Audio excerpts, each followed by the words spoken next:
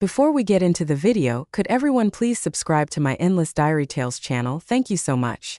Jane and I had been married for 7 years, but for those 7 years our relationship was like that of enemies. She made me kneel down and polish shoes for her lover.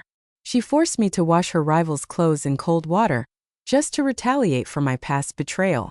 She had cursed me countless times, saying things like, "Why don't you just die?" Until that day when the scattered diagnostic reports fell at her feet. ALS. Only then did she realize that I was really going to die.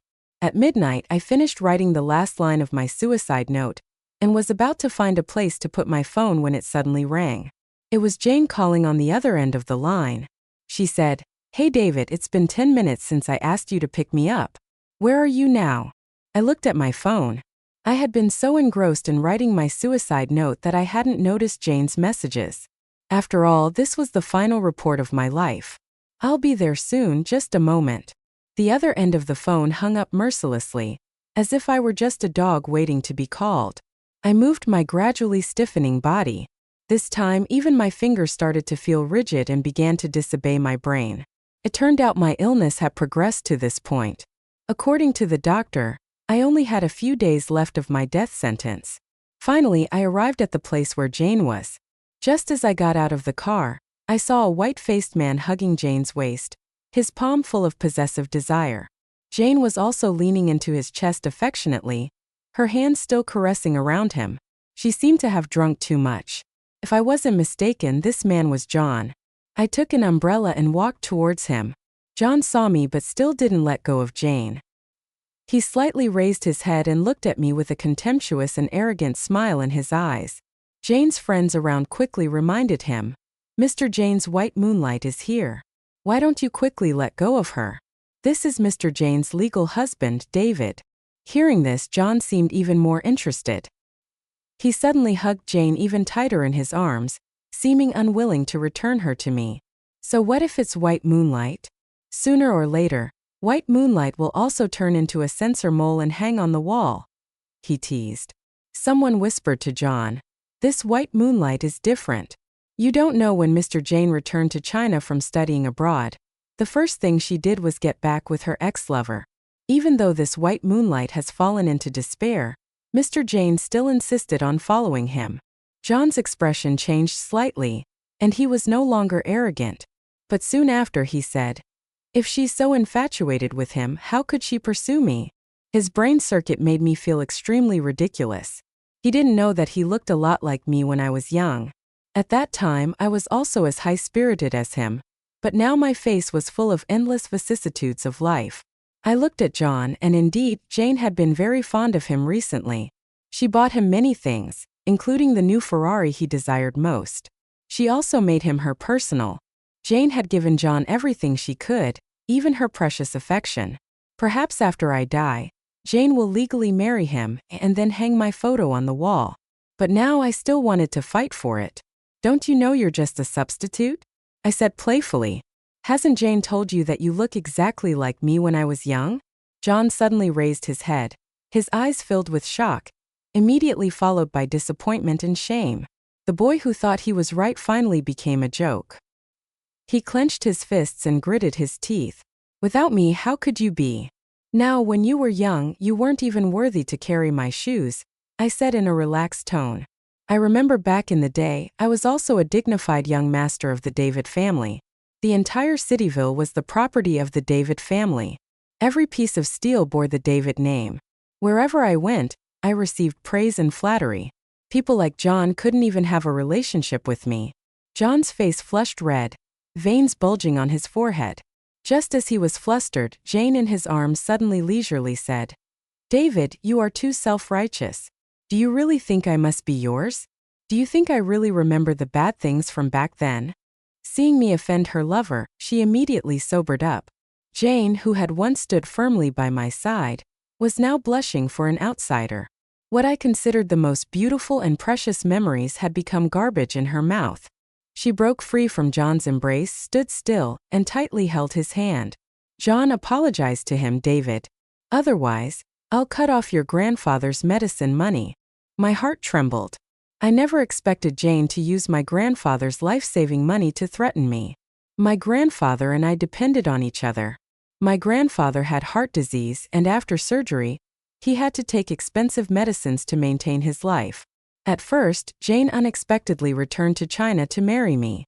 One of the conditions was that she had to agree to save my grandfather. I couldn't let my self-esteem be higher than my grandfather's life in front of everyone's eyes. I gritted my teeth and bowed my head, saying word by word to John, "I'm sorry." After speaking, I threw the car key to the ground and left without looking back. As I turned around, my calf cramped again, stiffening to the point where I couldn't feel it. I almost stumbled and fell forward. Just as I was about to fall, I saw Jane leaning forward and subconsciously wanting to help me, but in the end, she did nothing. I tried my best to behave normally and not let her see any flaws. I went home alone and tremblingly took out the medicine bottle prescribed by the doctor, grabbing a handful and stuffing it into my mouth to soothe my super rigid body. Placed under the medicine bottle was a diagnostic report. ALS, amyotrophic lateral sclerosis. Currently, there is no cure, and it is 100% fatal. People with this disease will gradually experience muscle atrophy and stiffness in a few years. When death. I had been sentenced to death by the doctor of the year I broke up with Jane. Beside the diagnostic report was a red scarf from Jane. In the past, we also had the happiest time. At that time, she was still very poor, and I was still the young master of the David family, but we loved each other. I resisted my entire family for her, and went through the difficult winter with her in a rented house. Jane looked at my face, red from the cold, and felt very distressed. Late at night, she used the faint light to clumsily sew stitch by stitch and made the scarf for me. Afterwards, her hands were also numb and had countless tiny pinholes. The scarf didn't look beautiful, but it was a priceless gift. I unconsciously picked up the scarf and put it on my face, gently rubbing it. It seemed like the best time of that year had returned. I fell into a deep sleep. In my sleep, I seemed to feel someone gently tucking me in. Then cold fingertips brushed across the corners of my eyes. Someone whispered in my ear, "David, you could apologize to Jane. Why couldn't you apologize to me back then? It was clearly your fault." I opened my eyes and saw Jane sitting in a chair. She was looking out of the window, her face gloomy. When she saw me wake up, her face turned cold, and she threw a set of men's clothes at me. "David, tonight I drank and vomited on John's clothes. Take these clothes and wash them. Remember to wash them by hand and use cold water." I picked up the clothes on the ground. A men's shirt and underwear fell out. I saw the gift box for this underwear in Jane's car. It turned out it had reached John's hands. I sneered at Jane. "You were really cruel." I knew she was doing it deliberately. She just wanted to take revenge on me for the things back then. Perhaps she hated me from the moment I married her. She was always looking for trouble with me. Looking for young and handsome guys, making my heart ache and making all the friends around laugh at me. Jane stared at me, wanting to see my reaction, but I just smiled self-deprecatingly and silently stuffed all the clothes into the laundry basket. Jane suddenly stood up, inadvertently picked up the vase on the table, and threw it towards me. "David, do you have no self-respect now? I told you to kneel and you knelt. I told you to wash and you washed. Back then I told you not to leave me. Why didn't you listen to me? Why couldn't you apologize to me?" Those words evoked my memories. We loved each other so much. How could we fall apart in a day? I remembered 3 major events that year. The first event was the capital chain of Jane's startup company breaking. During that time, she became haggard and lost a lot of hair. The second event was that I was driven out of the David family. The ridiculous story of the fake young master happened to me. I was not the young master the David family had been searching for many years at all. I was a child saved by my grandfather and then lived with him. When I was 10 years old, I was taken away by the David family. I became the young master of the David family, and then became a wanderer on the streets again. During the period when Jane was in the most difficult situation, I was completely unable to help her. The third event that year was that I was diagnosed with ALS. Treatment required a large sum of money, and neither Jane nor I had money. I couldn't help her, but I also didn't want to become her burden. So, in that year when Jane was in the most difficult situation, I proposed breaking up with her. At that time, she cried and asked me why. What could I say? I could only coldly say that I didn't want to be with poor people. I had had enough of these poor days. I wanted to return to the David family. I even threw the scarf she gave me into the trash can. She gave up a few days later, sold the company, and went abroad. But I secretly retrieved the scarf from the trash, washed it clean, and kept it with me. David, you said you wanted to return to the David family, but after I left, you were also driven out of the David family. Did you already know that you would fall into a difficult situation, so you deliberately drove me away? Jane suddenly lowered her tone and said quietly. But then she suddenly turned red and loudly said, "But based on what did you decide that I wouldn't be by your side through difficult times? Based on what did you rob me of the right to stand by your side?" I suddenly froze. In the end, she knew everything about the David family's affairs from back then, but things had inadvertently reached this point. What was the point of turning back? I didn't tell her not only because I didn't want to be her burden, but also because I was afraid she would tell Grandpa. Grandpa didn't know about my illness. I didn't want him to experience the scene of an old man seeing off a young one. I was also afraid that his newly operated heart couldn't withstand the stimulation. Jane, do you have delusions of persecution? Do you think I really like being with you in that rented room? That place was so dirty and smelly. It disgusted me. I had enough of those poor days. I just wanted to live simply. I just didn't want to be with you anymore. I raised my head, my red eyes staring at her for a moment. After a while, she smiled faintly and walked out, slamming the door shut. I watched her back disappear out the door without any nostalgia. Suddenly, a violent dizziness struck from my feet to my head. Everything gradually stiffened, making me unable to move. The next second, I fell to the ground and my consciousness completely disappeared. When I woke up, I was lying in a hospital bed. My grandfather, whose hair had long turned white, was sitting hunched over by my bedside. When he saw me wake up, he grasped my hand, trembling. "David, my David, if Dr. Luke hadn't called and said he couldn't reach you, I just came to your place and found you lying there unattended." He wiped his tears and said, "Tell Grandpa what's wrong with you. Are you hiding something from me?" Grandpa wiped his tears and said, I suppressed the bitterness and shook my head, smiling. "Grandpa, infine. It's just that I didn't eat breakfast yesterday, and I had hypoglycemia. Really. Grandpa put his thin hand on my head. My David was wrong back then. You and Jane had to break up because of the David family's affairs. Grandpa knows David is kind-hearted, not wanting to drag Jane down, but Jane, that child, is still like that, still blames you." Mentioning Jane, my nose twitched with pain. I forced myself to pretend to be calm. "No, we are fine. Jane is also a child from a poor family, without father or mother. When I brought her to see you, she always called you Grandpa."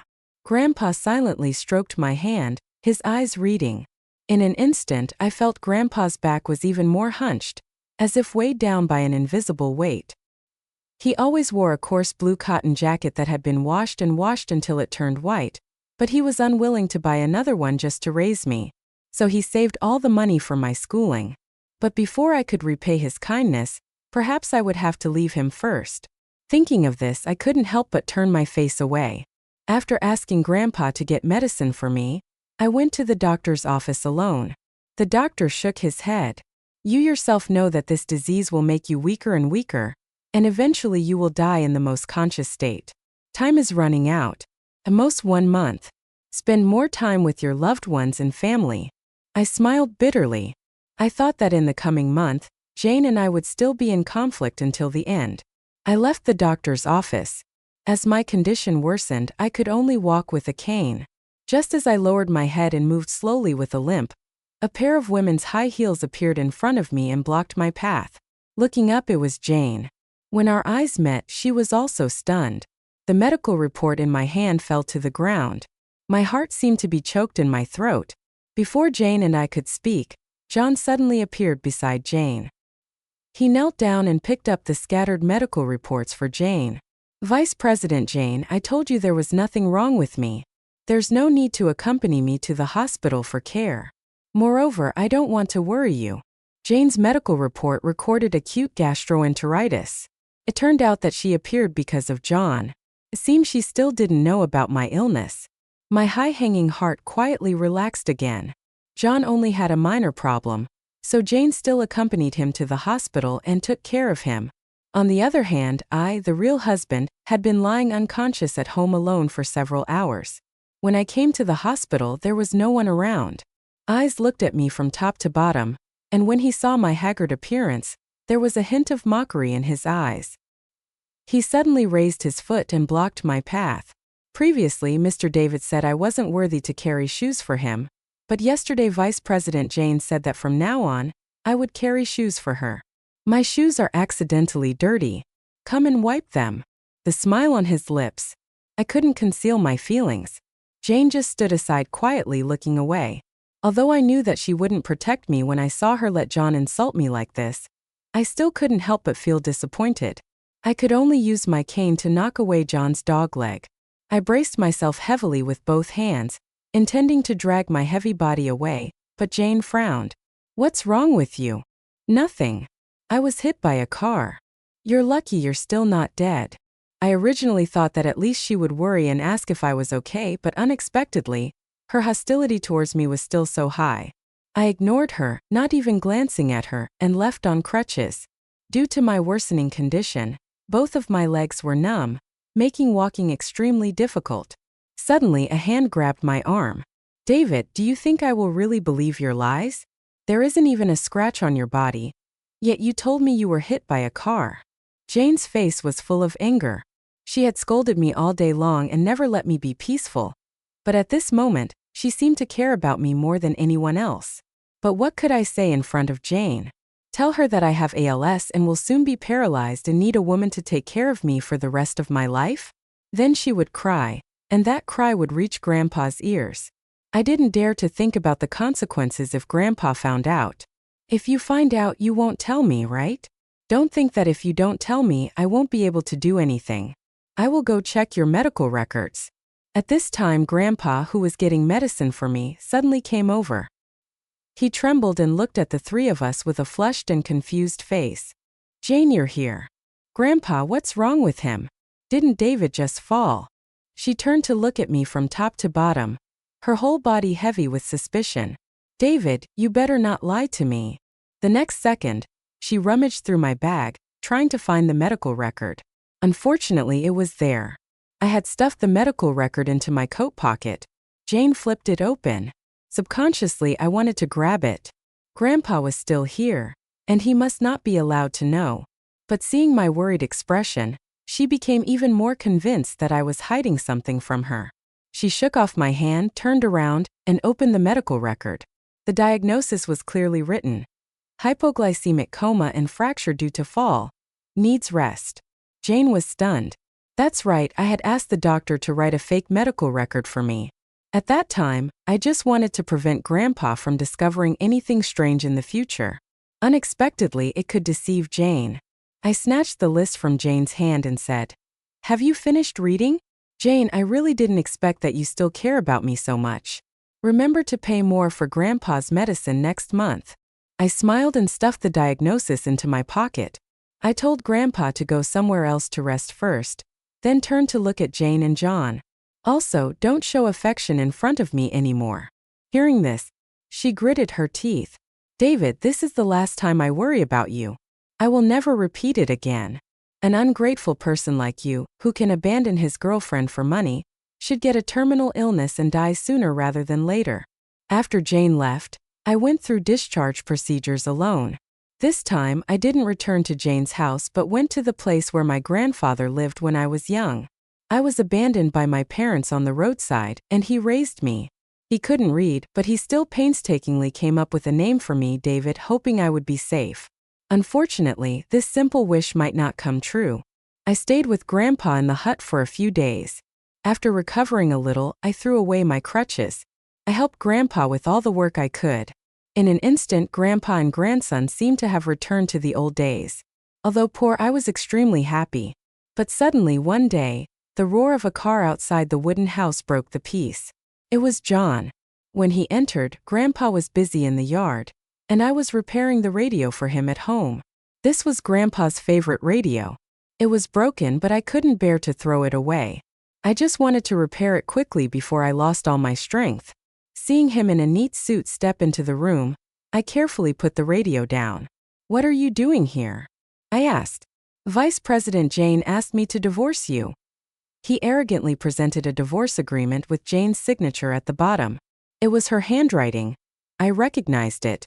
I had long thought that Jane hated me and would eventually divorce me, but I didn't expect it to be so fast. Perhaps that day in the hospital, she had completely given up on me. My heart couldn't help but sting. If you want a divorce you can, but let Jane come here herself, I said. I glanced at the divorce agreement. It was written that I wouldn't receive a penny if divorced. Oh, Jane was really ruthless. John walked over to me, picked up the half-repaired radio and started playing with it. I immediately stood up, resisting the discomfort in my body, but before I could say anything, what he said made me freeze in place. If you don't divorce, you're waiting for Vice President Jane to come and collect your corpse. ALS will never be cured. I raised my head, my face stunned. How could he know? On behalf of Vice President Jane, I went to the hospital to check your medical records. That day at the hospital I felt something was wrong, he said softly, holding Grandpa's radio, and it sounded like a threat. Anyway, you're dying soon. Why not sign this divorce paper sooner rather than later? Otherwise, I can't guarantee whether the old man outside the door will know or not. The corner of his mouth curled up. John could hurt me, but he could never hurt my only relative. The next second, I used all my strength to clench my fist and swing it towards him. Unfortunately, I didn't have much energy left due to ALS. After lightly hitting his face, he fell to the ground, and the tables and chairs were overturned. Hearing the noise in the house, Grandpa, who was in the yard, staggered into the house. Grandpa was the one who protected me in my life, and he wouldn't let me be bullied. After helping me up, he picked up the chair and threw it at John. You dare to bully my grandson, you old fool. Grandpa was actually stronger than a useless person like me. The blow made John jump up in pain. John was ashamed and fled in panic. Before leaving, he threw me a resentful look. Your precious grandson is dying, you still don't know, do you? As he spoke, he threw a diagnostic report from his pocket to the ground. Take a good look, you have ALS. Sooner or later, you will die. A loud bang resounded in my head. My body began to tremble violently, uncontrollably. Grandpa was stunned and slowly picked up the diagnostic report from the ground. He didn't move, just looked at the diagnostic report and kept looking at it. The air was deathly silent. Grandpa couldn't read, but he could hear. Just now, John had clearly said that I would die. Grandpa! My throat choked and I softly said, but Grandpa seemed not to hear my voice. He just looked at the list over and over again. The next second, he suddenly covered his chest. His face looked painful, and he fell to the ground in panic.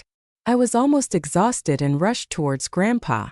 I tried my best to catch Grandpa and call 120, but I didn't have enough strength, so I shouted helplessly. I didn't know when Jane appeared outside the door.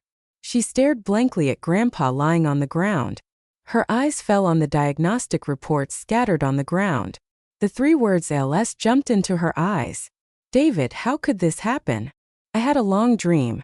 I dreamed that I went back in time. At that time, Jane and I were still fine. The two always liked to stick together and chat endlessly. She liked to bury her whole body in my arms and make CSH actions. When the weather was good, I took Jane back to Grandpa's house in the countryside and planted some fruits and vegetables for Grandpa together. One summer afternoon, we lay on a mat in the wooden house. I quietly fanned her while Grandpa cut watermelon in the yard, waiting for us to get up and eat.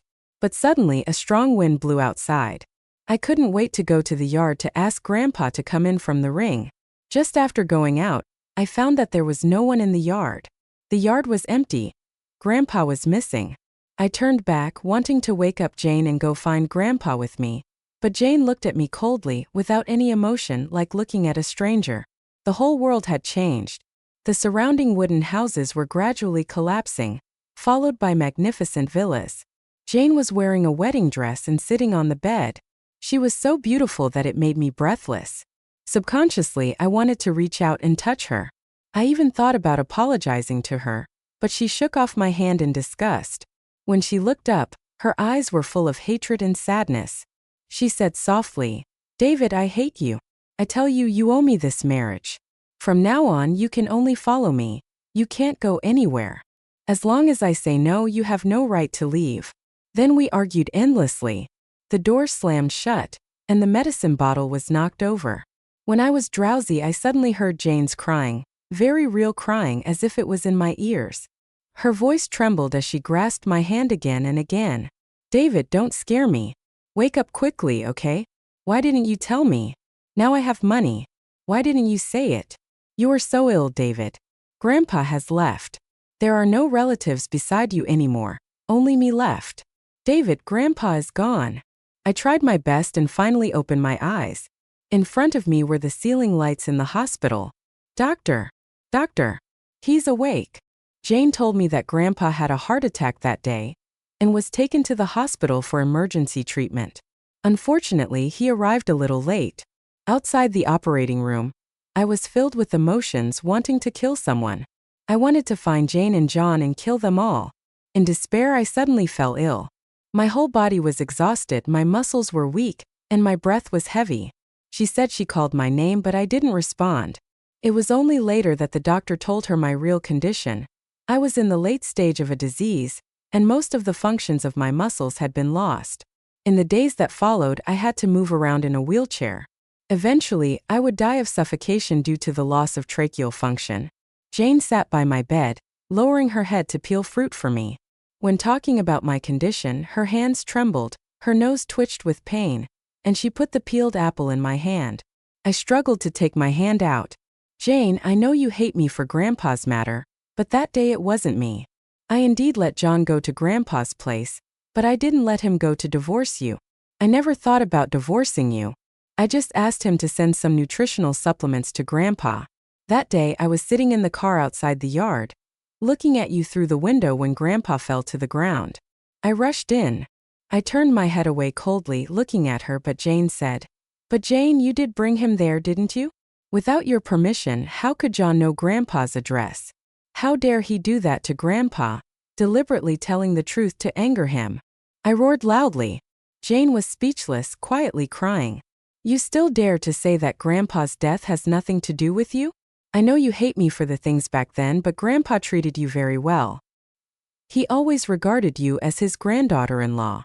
My nose twitched with pain, but I still took a breath, saying word by word, "Divorce. You haven't thought about it yet, but I have thought about it." Jane grasped my hand, trembling for a long time before she slowly said, as if praying, "David, I beg you, don't leave me again. During this time I have thought a lot. I gave John some money and let him go. I will never associate with him again. Let us not divorce. I will help you get treatment. I have a lot of money. I will definitely cure your disease." David, listening to Jane's words in my ear, I suddenly felt like my many years of hiding the truth were like a clown. I still lost Grandpa, and the happy moments Jane and I had also shattered. Jane was about to reach her prime. Why did she have to cling to me? In the midsummer of that year, I sat in a wheelchair, my legs completely losing strength. My life was trapped in a wheelchair. Jane began to stay with me. In the past, she was very busy and always had countless things to do. Sometimes I prepared meals and wanted her to come home early and chat happily with me. She would only say that the company still had things to do. Even if she wasn't busy, she would be with JN. Her time rarely stopped for me. But now she put aside all company affairs, going around me like a nanny, washing my face, dressing me, fetching water. She personally helped with everything, but I didn't like it. On one hand, I was still immersed in the pain of losing Grandpa, not wanting to see her. On the other hand, I was not dead. I was a man with my own self-esteem. Countless times I pushed her away, telling her to get out of here. She would just stand there, stupidly watching me struggle to change clothes, shedding tears. Her eyes quickly turned red. I knew what she was thinking. In the past, in her eyes, I was so lofty, and now I had become a paralyzed person. Sometimes Jane would collapse if pushed away too many times, especially when I insisted on opening the bottle cap myself. Although I finally opened it, the water spilled all over me. She ran to me, snatching the bottle from my hand while crying, "David, what are you trying to do? Why didn't you tell me earlier? At least when you first got sick, I could have taken you to the best doctor. There wouldn't be this outcome." I slowly raised my head and looked at her. She wanted to take all the responsibility on her shoulders.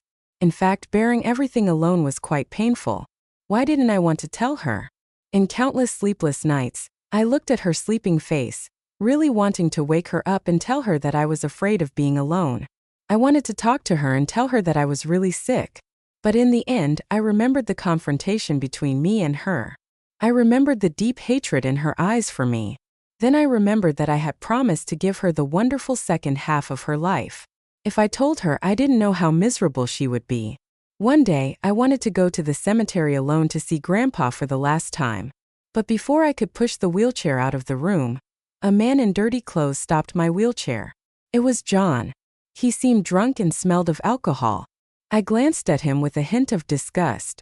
Now he had been kicked away by Jane. This made him feel like he was dying. David, you are really a short-lived ghost. Even though you are dying, you can still make Jane remember you. He suddenly rushed up and grabbed my collar. It's all your fault. Now it's all your fault that I have no money to spend. I looked at his crazy appearance, his eyes showing madness. Are you crazy? If you don't have money, what does it have to do with me? Didn't Jane give you a sum of money? If it weren't for you, I would have been vice president, Jane's husband, and naturally I could spin freely. He suddenly looked at me sinisterly and whispered, word by word through gritted teeth, "You useless thing, why can't you die sooner? If you die sooner, Jane might look back at me. Who told me to look so much like you?" He pushed me crazily then towards the stairs. I suddenly knew what John wanted to do. He wanted to throw me to my death. Now I couldn't move my lower body, and I had to control the wheelchair with only one hand. My strength couldn't compete with him. He said in my ear, "Here, David, don't blame me.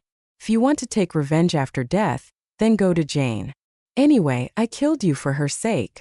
When I was pushed down the stairs, I heard the wind whistling past my ears, and at that moment I seemed to see Grandpa.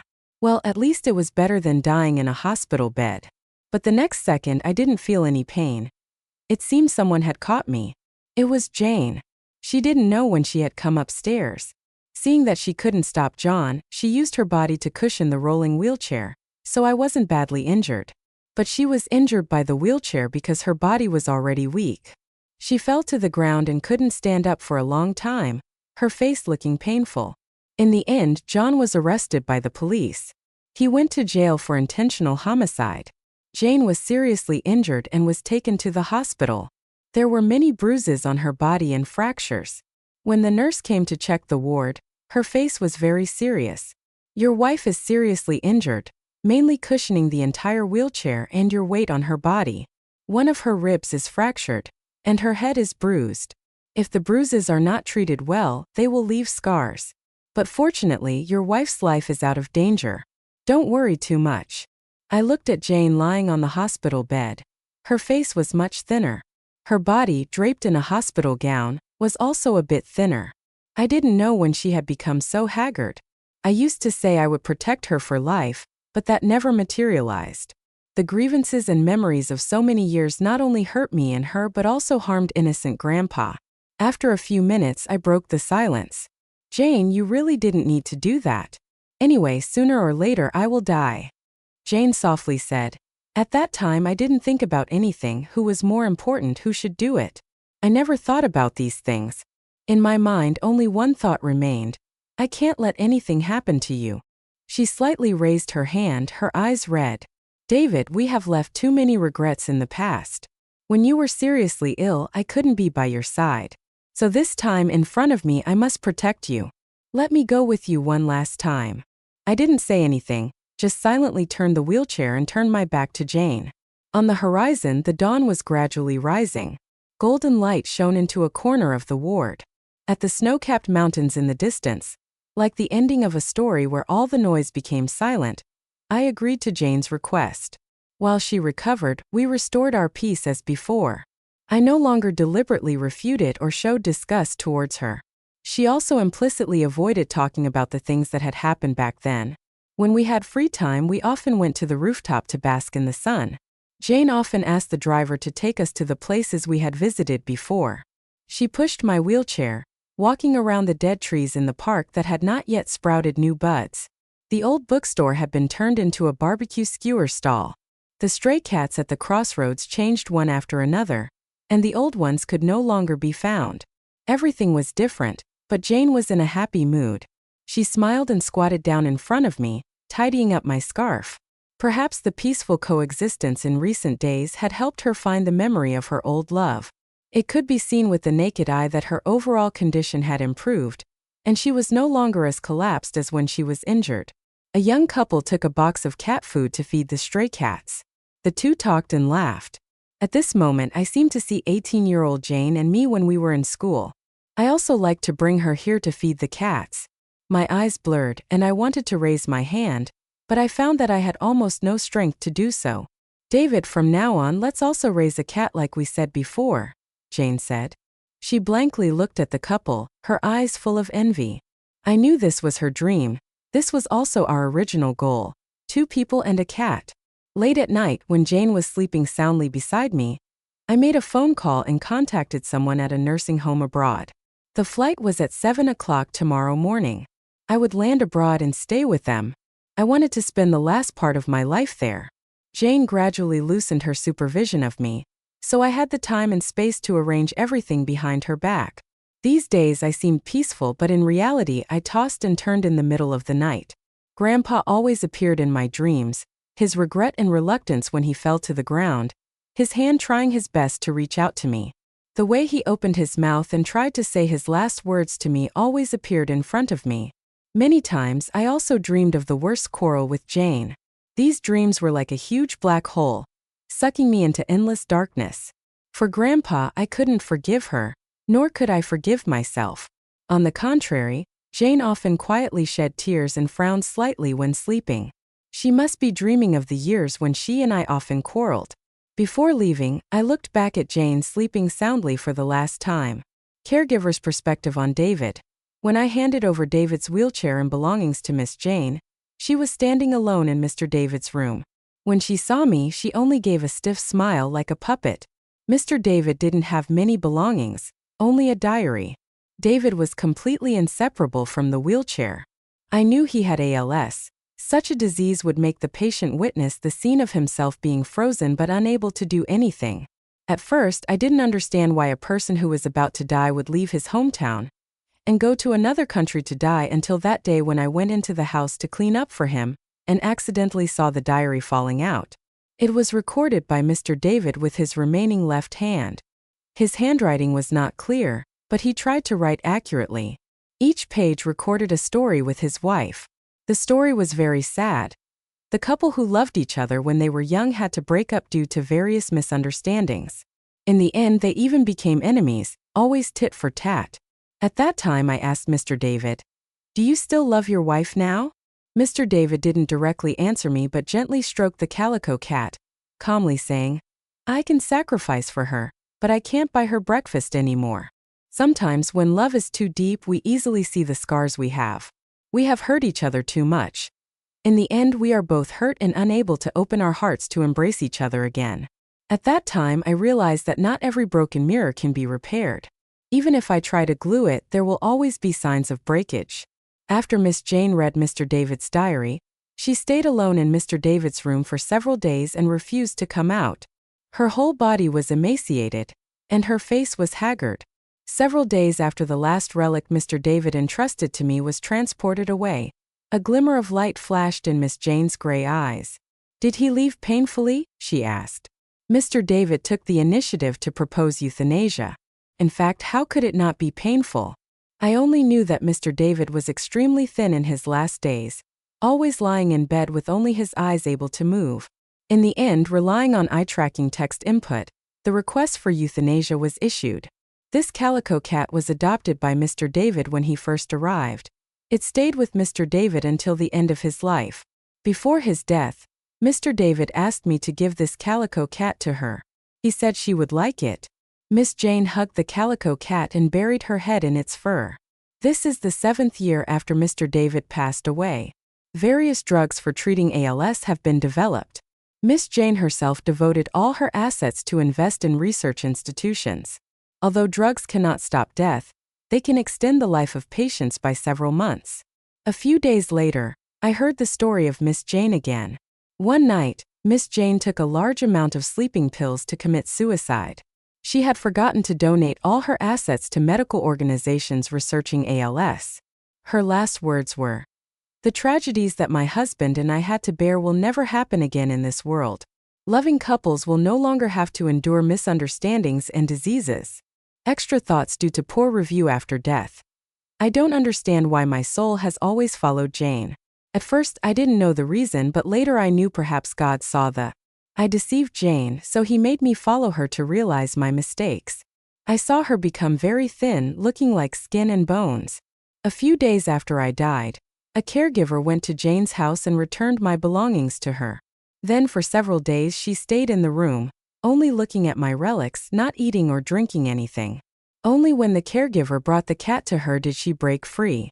5 years later, she devoted all her energy and effort to developing drugs to treat ALS. After seeing Jane's 5 years of effort, I understood God's intention. If I had told her about my illness at the time without abandoning her, would everything have been different? What would have happened to my grandfather? With her determination and my cooperation in treatment, I might have been able to extend my life, and we would have had the best moments so that we would not regret it. We would calmly tell Grandpa about the illness, and perhaps he wouldn't have had a heart attack. Thinking back, I found my decision back then was really stupid. I shouldn't have been so selfish. I should have put myself in Jane's shoes. Lasting love is to go through trials and tribulations. Jane and I failed to overcome the test, but I retreated. Now I see Jane sitting in the room, not knowing what she is thinking blankly. After a while, she took out the sleeping pills from the drawer, poured them all into her hand, and put them in her mouth. I tried my best to stop her, but I was just a soul unable to do anything. After a while, I saw her soul fly out of her body, looking blankly around. When she saw me, her eyes lit up and flew directly to me. We hugged each other and I also apologized. "I'm sorry. I'm sorry for leaving you without a word. And I'm sorry for causing misunderstandings between us, making our relationship crack." She cried and kept shaking her head. No, I'm also at fault. I didn't understand you and didn't find out the reason why you left me suddenly." A mysterious door appeared beside us. I looked at her and she also looked at me. The two held hands, smiled, and walked in.